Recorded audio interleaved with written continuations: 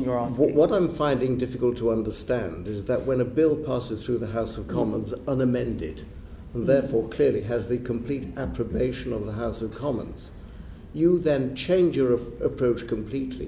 You don't tell the Commons that you're changing your approach. You don't have the courtesy to come before this committee so that this committee can scrutinise the changes that you're proposing.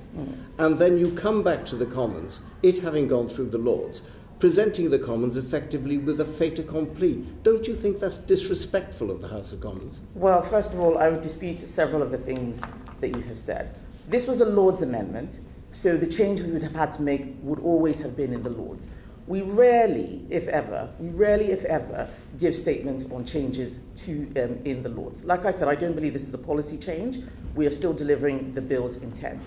Secondly, the first time I was asked to attend this committee, I'd just been appointed. I didn't know anything about the bill. What would have been the point of me coming here to say, I don't know, I'm not sure yet? I wanted to make sure that I understood what I would be talking about before I sat in front of the committee. And at each time I was asked, 2 or 3 times I said I would come in front of the committee as soon as we could find a mutually convenient time. You know that as International Trade Secretary, I'm often not in the country, so of course that made things difficult. But also, something you're not saying is that we had private meetings, David. We had private meetings where we discussed this extensively because I knew you had concerns. And it's public knowledge that we had private meetings because when I thought I was having private and confidential meetings, I was reading the contents in the Daily Telegraph.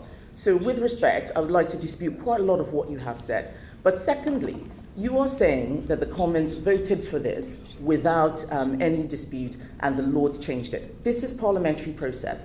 One, this is not the Lords who changed it, but the Lords did support the change that I made to the schedule. And the reason why I made the change to the schedule is because I could see that the intent of the bill was not what was happening. What is the point of us as MPs voting through legislation which is not doing what we wanted to do, just so we can say, well, we passed this legislation? Our job is to deliver for the people of this country. And what the people of the country want is